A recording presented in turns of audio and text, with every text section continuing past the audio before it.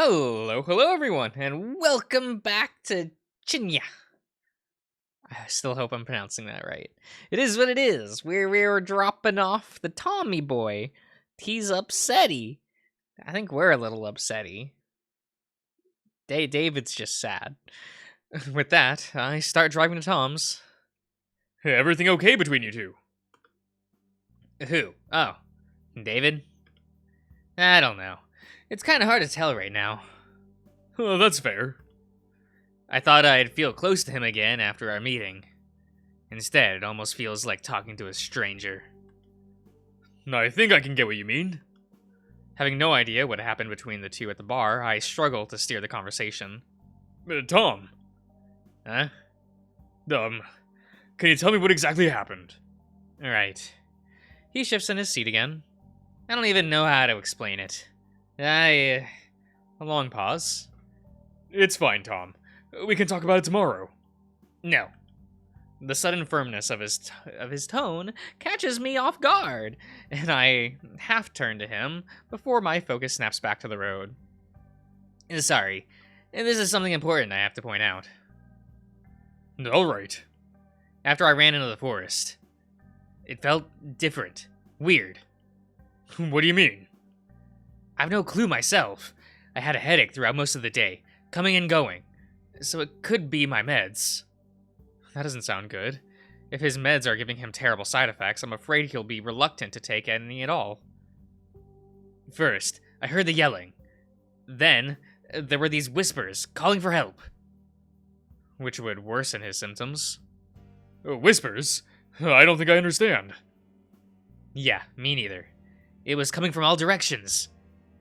It was hard to tell. The voices kind of sounded like a woman. Maybe like Mrs. Nowak. Novak. Is it Novak? Is it Navak? Is it not Nowak? Is that also a V? Is that a W? I'm confused. It's fine.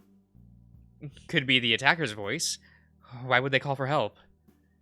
The stuff Tom is saying about the whispers doesn't sound at all to that believable, although Tom would never lie about such things. He must have just imagined it due to the stress, or... Do you think the voices you heard could be your, I just told you. I've been taking my meds.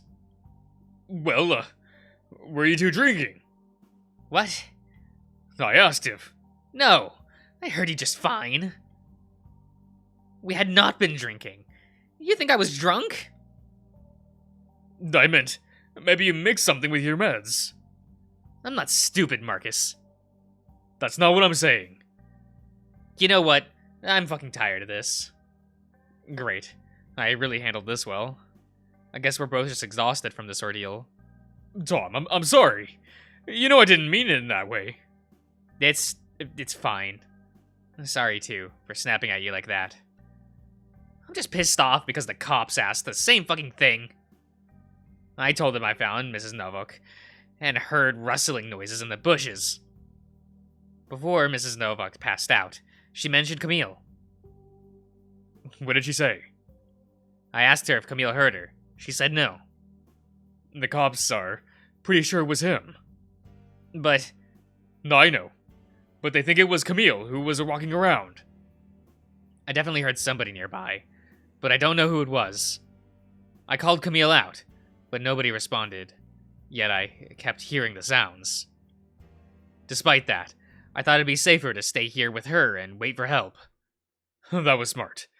'Cause you didn't know who was out with you, who was there with you. And that's all of it. You then found me shortly after. I see. Those headaches don't sound good. You need to discuss your prescriptions with your psychiatrist. I'll give you a ride for your appointment. Just give me a call. Okay. Still, we've got more important things to focus on now. Like, what happened to Camille? Fuck. Now I have to break it to him. Tom, about that. I was thinking after today, you should take it easy for a little while. I don't need to take it easy. I'm fine. Listen, Tom. You're clearly not in the right headspace for this. Just spend some time with your friends. Focus on the little shop. It's safer that way. Yeah, I doubt that. Nothing. Tom keeps silent for a while, his expression showing a deep concentration. You're not trying to get rid of me, are you? No, of course not. You're a bright kid. I could definitely use your help. It's just, sometimes you gotta know when enough is enough. He squints his eyes in a grimace before he eventually relents and his muscles uncoil. Maybe you're right. But you will keep me updated. Sure thing, bud. Just chillax. Nobody says chillax anymore. Oh, darn. I've definitely missed that train then. Yep. Very well. You surely know your millennial slangs better than I do. I let out a chuckle in an attempt to brighten the mood. After a moment or two, Tom smiles back at me. We reach his house shortly after. The light in Tom's living room is still on. Carl must be awake. Tom notices it too, sitting with his chin tucked in his chest, his hand clutching the door handle but not twisting it, as if he's trying to stall as long as he can. Do you want me to go with you and explain things? Nah, don't worry. I can handle my dad. He says it in a reassuring tone, but with a too quick smile. Will you be okay? With Dad? Yeah, of course. I mean, it's not like I'm not used to it by now. No, I mean, overall. Oh, yeah. Don't worry about it. He sighs as he readies himself to leave. I don't know if I should tell you this, since it might get to your head. And tell me what? You did good today. Ugh, it was nothing. I give his shoulders a firm squeeze. Tom reciprocates with a nod of understanding. Okay, I'm gonna head home now. And drive safe, Marcus. As I reach my lighter, Tom shakes his head disapprovingly. When he reaches the front of the door, he turns around and we wave each other goodbye. Despite all these reassurances, worry washes over me. What a harrowing day it's been for all of us. Oh. We're just skipping around. I don't know where. Well, this is the office, right? I think it is. The lamp flickers and buzzes before a soft glow suffuses the room. I place my coat on the old sofa and then head to the fridge. There's only a few bottles of beer. I should have ordered a takeout. I grab a beer, then walk to the desk and start rifling through my notes. My thoughts swirl around everything that happened tonight. Working with the cops isn't a thrilling prospect, as much as I expect Igor for his work. Respect Igor for his work. That was a real letdown. He's still a friend, yet I feel I might need to be more careful about what I share from now on. It hurts to think like that. I'm trying to make sense of of why he'd go behind my back with it. Besides, he's obviously trying to solve the case. Or whatever. I'm just going to ask him directly tomorrow. I need to focus. It's almost 2 a.m. A good time to do work. Time sure flies when you don't have time. I put down the beer bottle and search for Camille's case file in the drawer. I try to find everything we have that is related to him and his mother. What grabs my attention instead is an old case file Eva and I worked on. Our first case together. Without thinking, I take the file. Eva was always so stubborn. She and Tom had that in common. A light chuckle escapes my mouth when I take out one of our first pictures together, just after she hired me. What? Oh, okay. Look at this little lad. Look at this pupper. He's so slim here. Moving to Poland was the best yet worst day of my life. A photo with the great Austrian detective, she said. Great detective. I take another sip of the beer, and then another. If only she knew that she got the worst one. I stare into the grainy and coffee-stained photograph. A reminder of my failures, not only here, but back in Austria too. I think back to what Agata asked of me. My eyelids suddenly become heavier as my eyes begin to sting. Eva was the best partner I could have asked for. I won't let anything happen to Tom. Oh, here, let me turn up the volume on the game. That's a little quieter than I expected. So there, I'll do that for you guys. I take another sip. You'd do almost anything for the sake of finding the truth. If only you let me be there with you.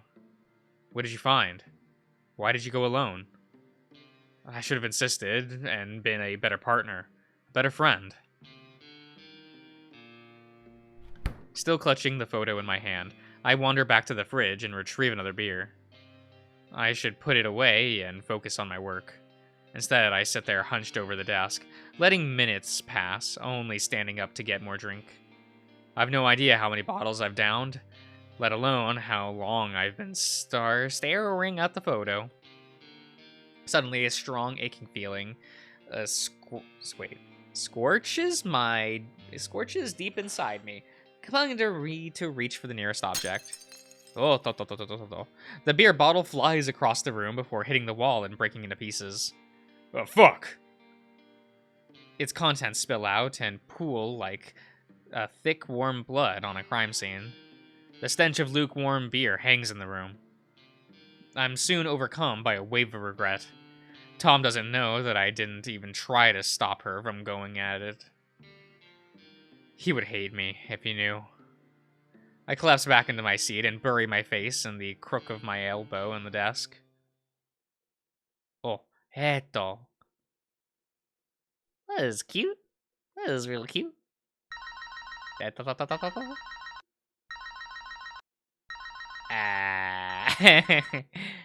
I get up from my hunched sleeping position and straighten out my spine. My back joints make an audible crack as I do so. Maybe I'm not all that different from Igor. I try to loosen up the tension around my neck and arms before remembering the office phone's ringing.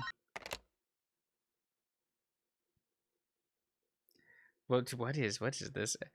Tyzko and Walder's Detective Agency. Ah, Mr. Walder, I'm so happy to hear from you again. Oh, Mrs. Barton, how can I help you? I'd just like to mention that the photos and information you compiled together have shifted the court case in my favor. I'm no longer married to Andrzej, and will get half of his wealth. I can't help but yawn out loud. Well, that's, wonderful to hear. Oh, dear, did I wake you up, Mr. Walder? No worries, just a long night. Very well. I sent you the payment, plus a big tip coming your way. She enunciates the word big and tip very slowly. That's great. Thank you so much. Maybe if you're in the area, we could go grab a drink. I'd love to, but for now, I've got a lot of things on my plate. See you. A drink could be nice, though I've a sneaking suspicion there's more to it than that. Yes, a detective's work is never done, I suppose. Do you need anything else? Just wanted to say thanks. I can finally sort my life straight again.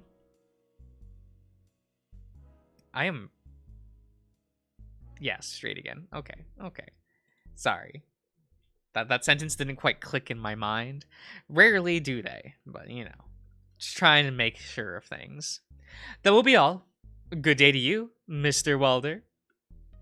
It's been a pleasure, Mrs. Barton. Or should I refer to you by your maiden name now? You can just call me What are these names? Basia? All right, Basia. Good luck in your future endeavors. Talk to you soon, detective.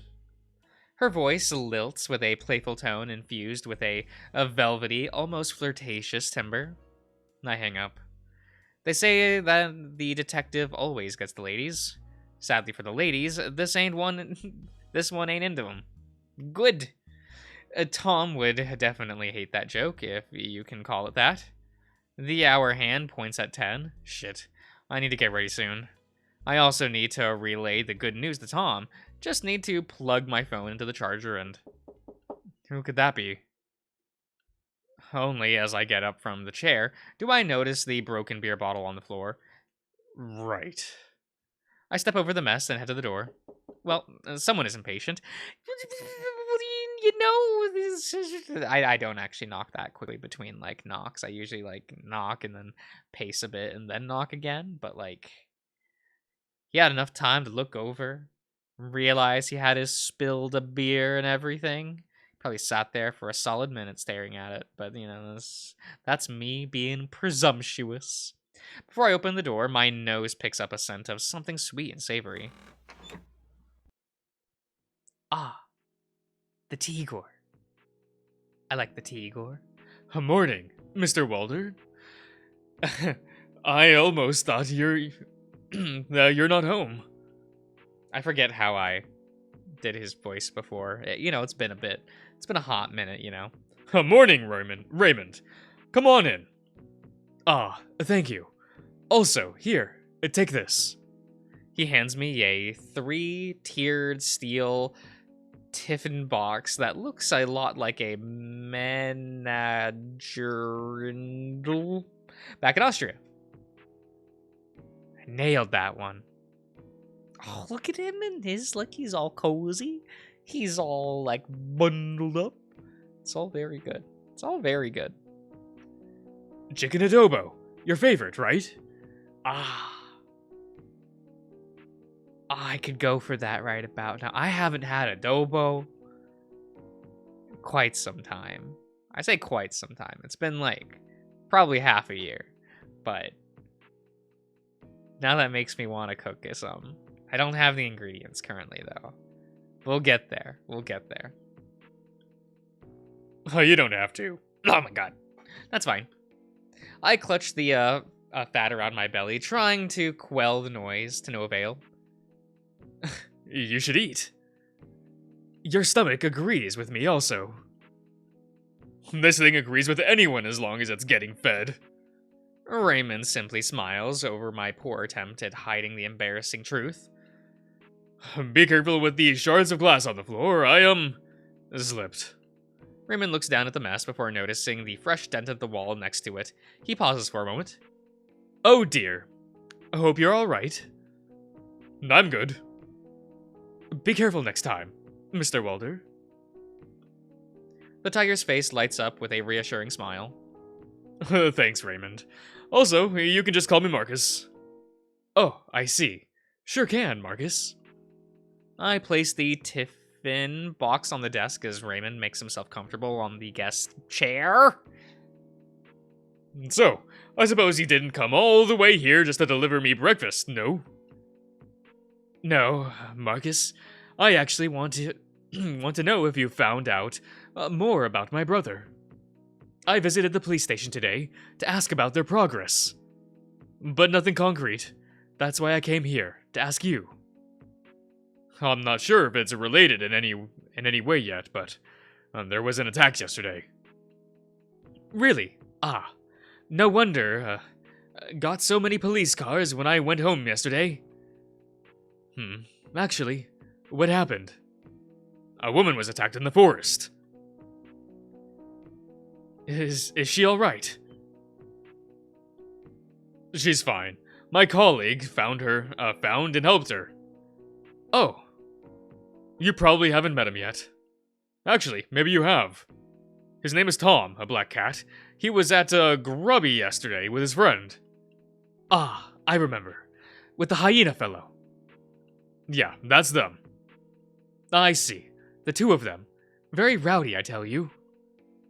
I wonder what those two have been doing at the bar. So, about my brother.